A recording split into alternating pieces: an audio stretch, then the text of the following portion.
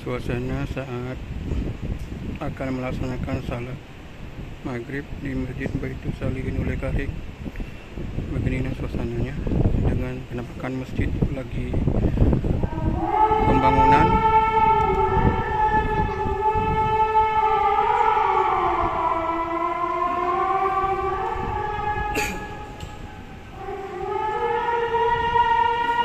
Nampak progresnya semakin mendekati finish.